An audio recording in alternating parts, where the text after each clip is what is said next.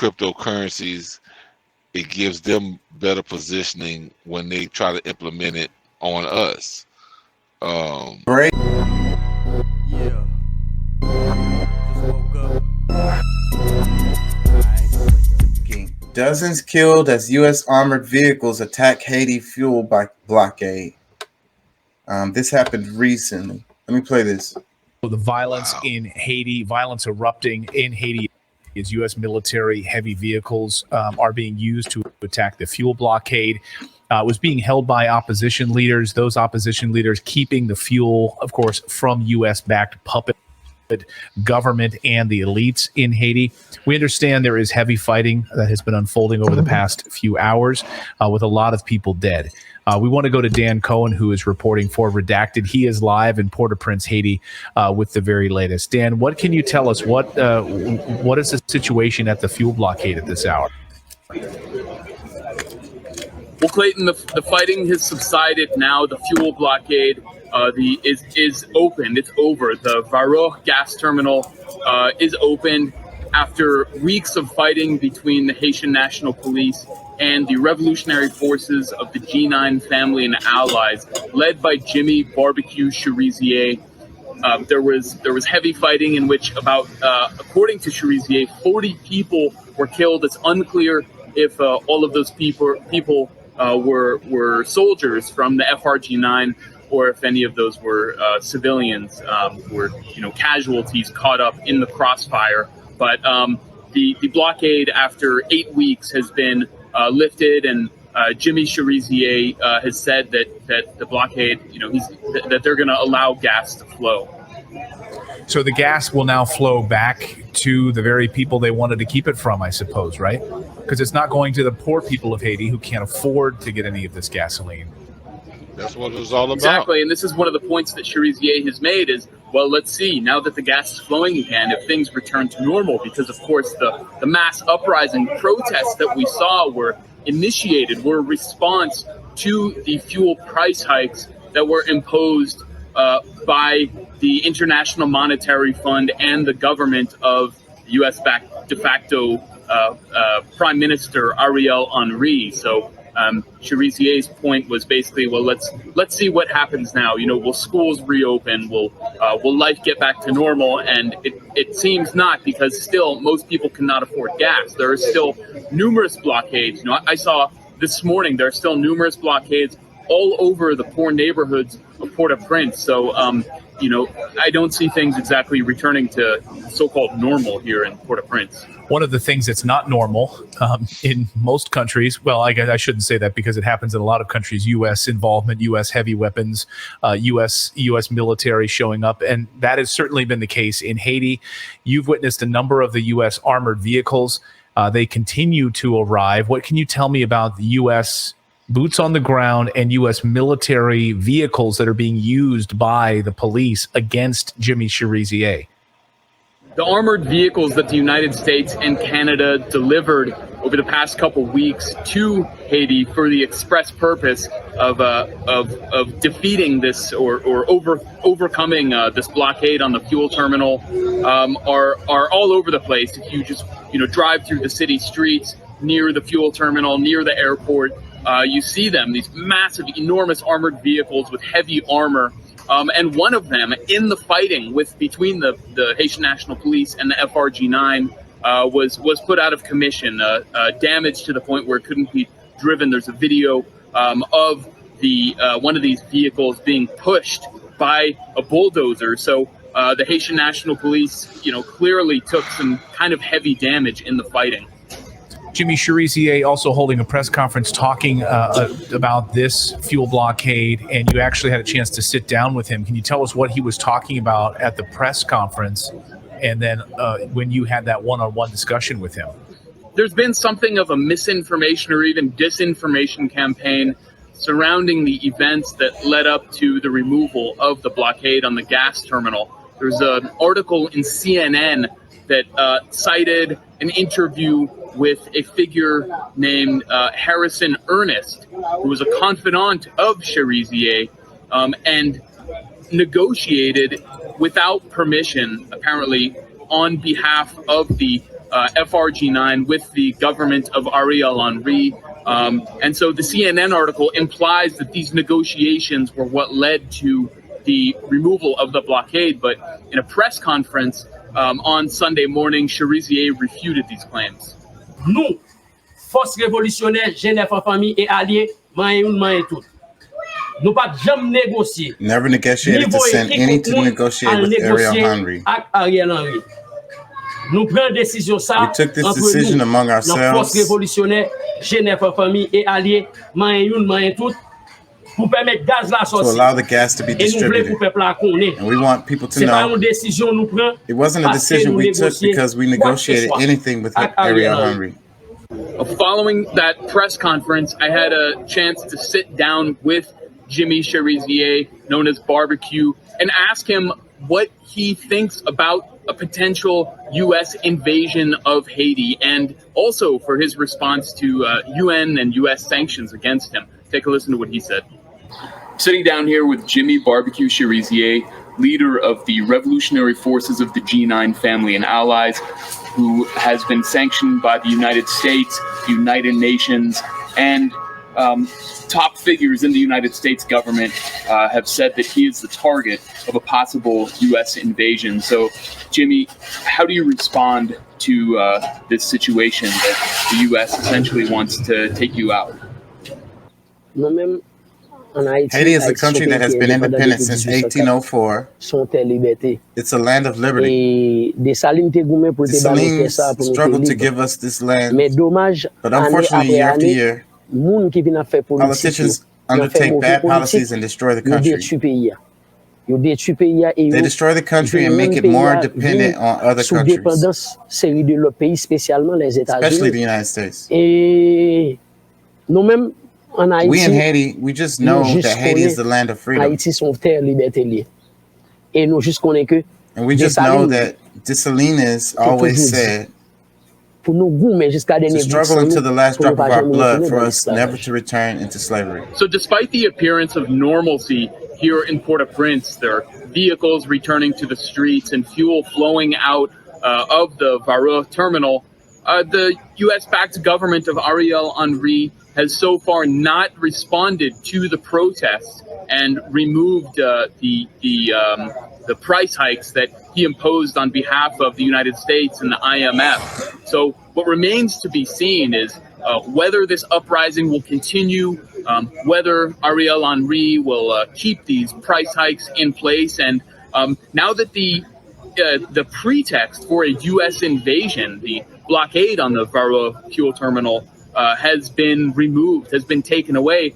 We'll see how Washington responds, if it maintains its kind of bellicose rhetoric and stance towards Jimmy Cherizier, or if things calm down. So here in Port-au-Prince, I'm Dan Cohen for Redacted. Thanks, Dan. And some amazing reporting down there over the past few hours. And of course, with the violence and the bloodshed and the casualties, just goes to show you that the United States and Canada right now, it looks like they will stop at nothing to get that fuel flowing again for their puppet government. We should also point out that, you know, Dan caught up with the people, right, on the streets of Port-au-Prince and asking the people, like, what do you think about the coming invasion of the United States? What do you think about the U.S. involvement in Haiti? And here's what the people of Port-au-Prince, what the people of Haiti had to say about it. Watch. Today, young people say no to the American occupation.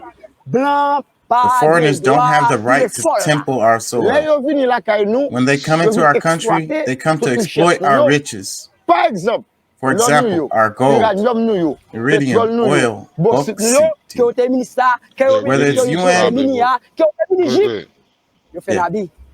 have abused us. After they destroy our national production, then they leave behind diseases.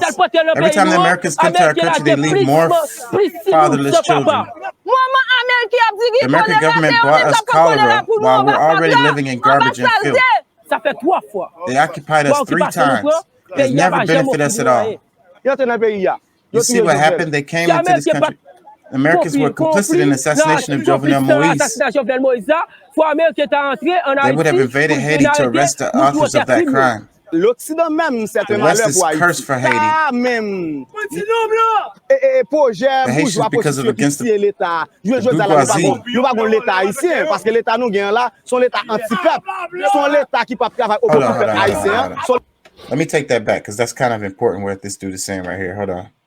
And see, this is what I'm going to explain someone after. Let me read this. It says, the state itself, this project of the prostitute bourgeoisie is not Haitian because it's against the people. Hold on. I think it was before that. No, I think that was it. Hold on. The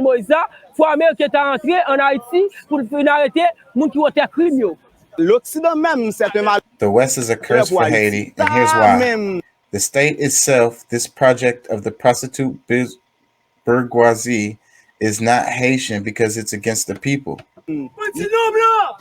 Projet bourgeois position qui tient l'État. Je veux dire là nous pas l'État haïtien parce que l'État nous gagne là, son l'État anti-peuple, son l'État qui pas travailler. It's not the state that the work is in the interest of the people, but for the West. These are not images you will see on the mainstream media. No, and someone in the chat said this is old news. You showed this on the weekend. I showed. Yeah, so freaking people want to think that the Haitians are ignorant, they're animals, they don't understand what's going on, they're stupid, they can't get their country under control, but that's not the case. These people are very educated. These people understand politics. They really understand it way better than a lot of us over here in the States. The majority, yes.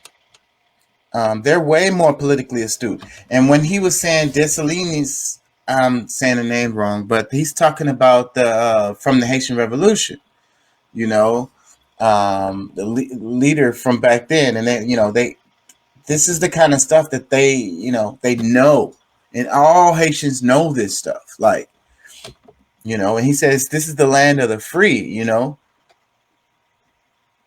Anyways, what do you think? Well, I was kind of upset to even hear that the U.S. has involved themselves that deep, and people are dying mainly because of that. I mean, not to say that few people hadn't died already before, but some people some people really need to be allowed to handle their own issues. Like sometimes it's infighting, and the only way to solve it is to go on and let them hash it out. It's like a brother. It's like I always say, if it's domestic, you don't get involved in it. Like if it's a brother fighting with a brother, sister or brother, like a husband and wife, even, father and son, you don't get in the middle of that shit. No, you might sit there, you watch and make sure nobody kills each other, but that's definitely not going to be the role that the U.S. is going to play, because they want to get they want to do the kill. They want to do the killing. They want to be, they looking for a reason. I mean, let me stop, because that's me, I guess somewhat projecting, my anger towards the government, how it does things. And we got to separate the government from the people. That's another thing that people get twisted with. Like when they talk about Russia and they talk about Putin, and you can say what you want about Putin and say he's a bad guy or whatever, and that's perfectly fine, but you can't bottle all of the Russian people up in that same box with him.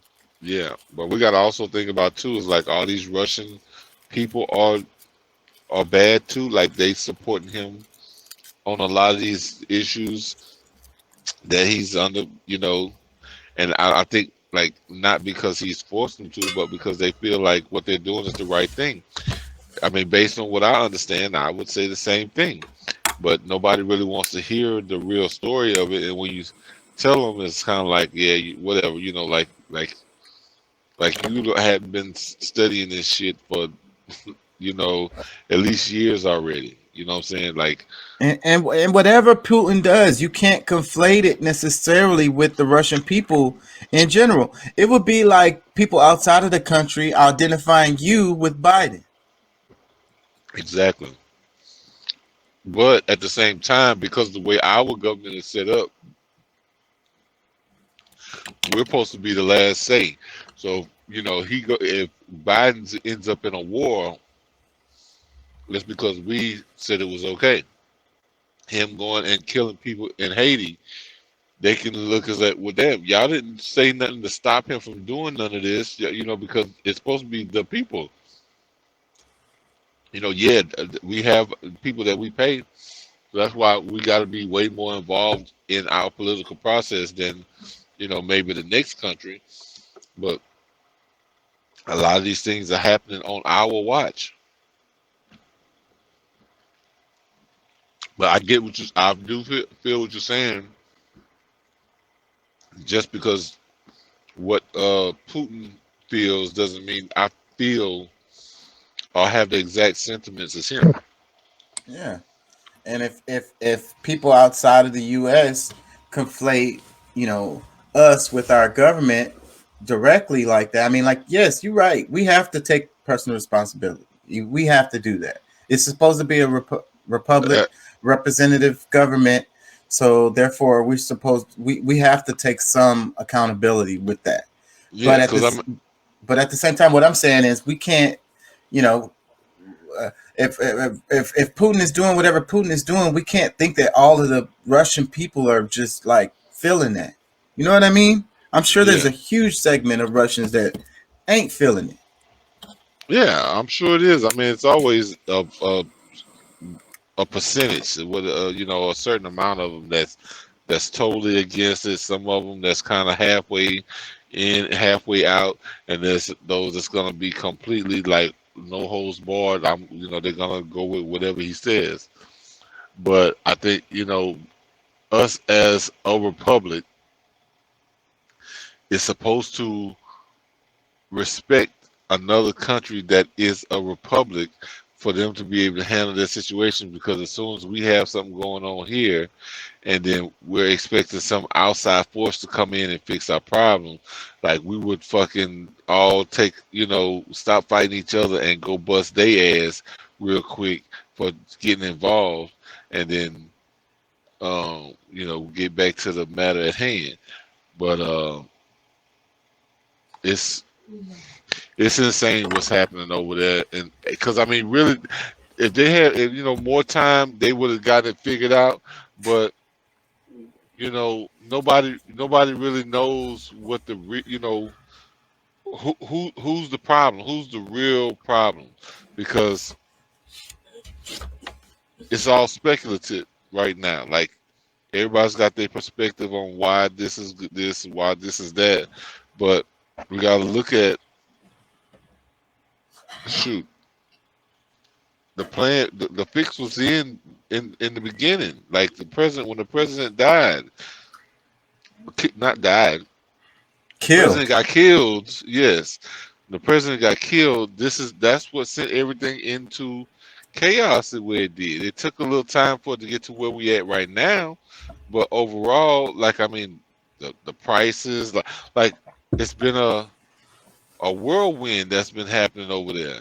And especially when, you know, you're already a country that gets deprived and probably has more sanctions on it than Russia does, for it's as small as it is. I'm telling you, it's all the problems that they're dealing with is from the outside. Right. If the outside pressures would just leave them alone, I think they would have a chance to get their shit together. But they have zero chance to. Yeah. Let me read the caption. It says, the U.S. invasion of Haiti is ramping up as American armored vehicles attack the fuel blockades in Port-au-Prince. Redacted interviewed opposition leader Jimmy Cherizier, who warns a U.S. invasion of Haiti would be devastating for his country. Dan Cohen filed the important report from the capital city of Haiti. And I saw a video where they were saying that they're trying to take him out. Like, they want him gone.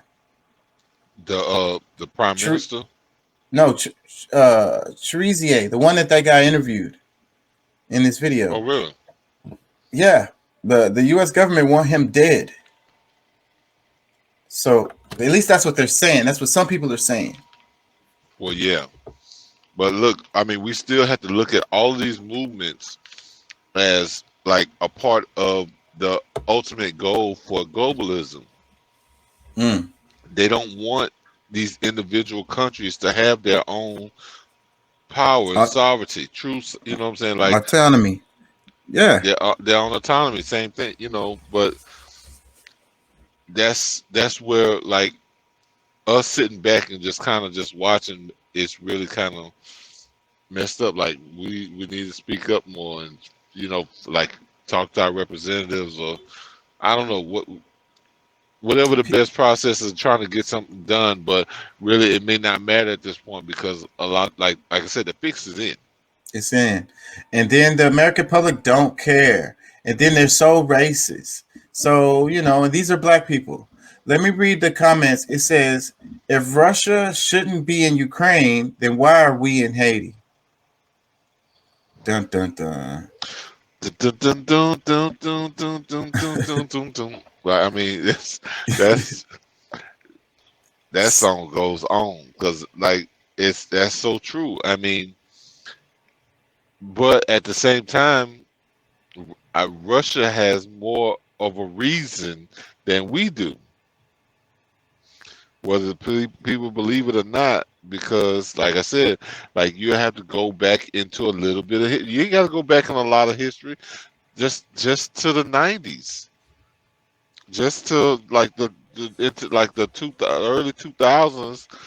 They made the agreement with Ukraine being its own country, its own state, that it's not going to have its, going to try to put up any military bases, or anything like that, and they went against it. And because Russia's like, I gotta protect myself, like I gotta protect me and my constituents, my citizens, or whatever. Like that's why he started the war. It's like that was those threats that him and the previous president never had, because they got along well. But the same thing that we see in Haiti, where the president got killed, they trying to put somebody that is more favorable to the U.S. politics. That's what they're trying to do. That's what they did in Ukraine. Like a It's lot of so people. similar. It's the similarities are uncanny. I mean, I would say that the U.S. involvement in Haiti is a bit more nefarious, but just from my point of view. But you have to think about it. Haiti is right there off the coast, man. It's right there off the coast of Florida. It's So no difference. It's really no difference in the plan. The biggest difference is that Haiti doesn't have the power that Russia has to fight back on their own. right. Or they're not being supported like Ukraine is by the United States to be able to fight against Russia. But who is the United States, or who's the heavy power for Haiti? They don't have that. Like who's willing to put up the money for Haiti to fight for themselves? Nobody. And that's the problem. The diaspora. We need to support each other. We need to support Palestinians.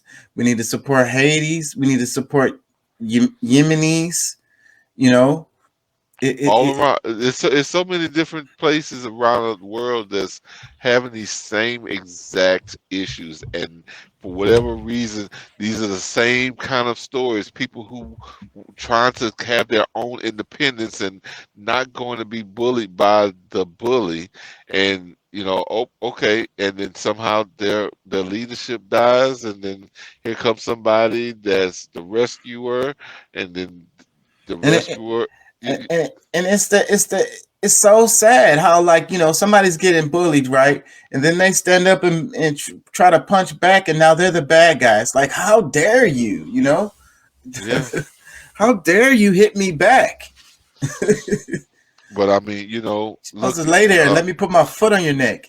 The average citizen trusts every little thing that they see on CNN and Fox and MSNBC. That they trust these people, but a lot of people don't even realize that the fix was in on your ass too, because the media does not have to be honest about anything. It's all propaganda. That's what makes me mad. They shouldn't be able to lie. We should be able to at least catch a minute and be like, okay, these guys are liars. They're lying right here. And everybody can be like, okay, let them keep talking, but they're lying. I'm going to look up that bill, but it passed while Obama was in office. Now, this, I mean, he gets the credit for that, but this is something that happened within the Senate. Like who introduced the bill? I'm not sure exactly, but like I said, I'm gonna find it because I'm like, this is something that I've been like fussing about for the longest.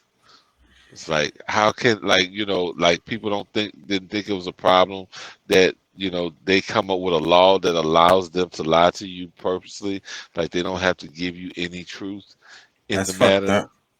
That's really fucked. It should be a disclaimer going across the bottom of the screen or something. It should.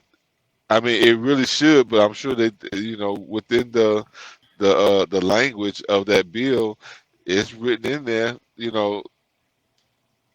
Yep, it's legal to lie to the American people and put shit in their food. Let me read a couple. The world, CNN is not just a national. You know what I'm saying? Yeah. Let me read some more comments, and then because there's one more story I want to cover before we go. This comment, it says, "Well done on getting a reporter who is actually on the ground to make factual report of what he sees and hears instead of being told to say by government operatives." That's why I played this video, is because it's exceptional. They had people on the ground. We had actual Haitians talking. They interviewed the guy Cherizier. You don't get this anywhere on any channel, nowhere. It's nothing. There's no coverage like this anywhere. This is like exceptional right here. Let me read another comment. It says, "Prayers for the people of Haiti from a U.S. citizen who does not agree with the behavior of my government." That kind of goes along with what we said earlier, how we don't, just because we're United States citizens, we don't agree with what they're doing. Let me read another comment. It says, "As a Canadian, I'm sickened with the fact our government delivers these military vehicles to interfere in a domestic dispute." Yep. And Canada doesn't get a pass, bro. It's weird how you have that thing where they say blame Canada, and the United States is always talking down on Canada and saying that they're all leftists and all of this and that.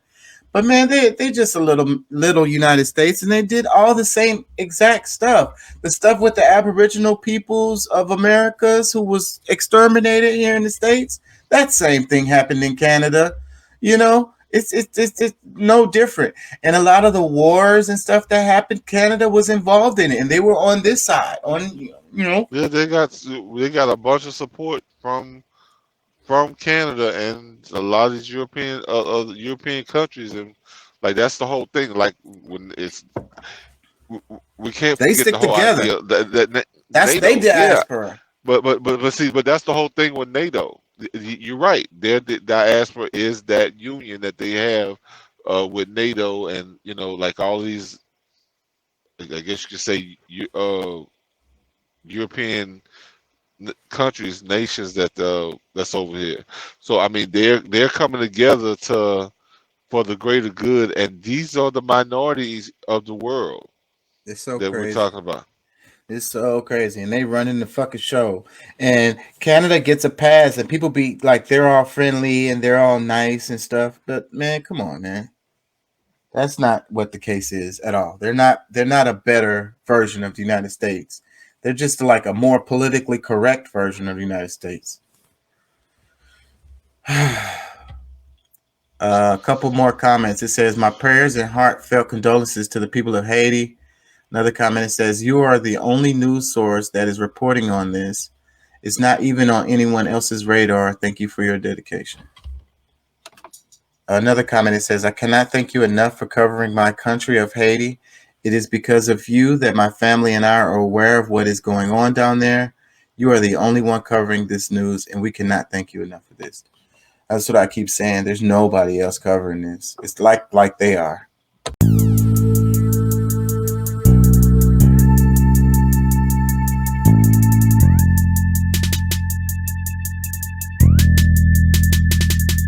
Thank you, God, for this day. We have lived everything in our life, our health, our family, the guidance you have given us, allow us guidance to the path of righteousness. Amen. Really, I'ma get that bitch. Revenge is a dish best served cold. She took my son, now my soul is cold. He took my daddy, now my soul is old.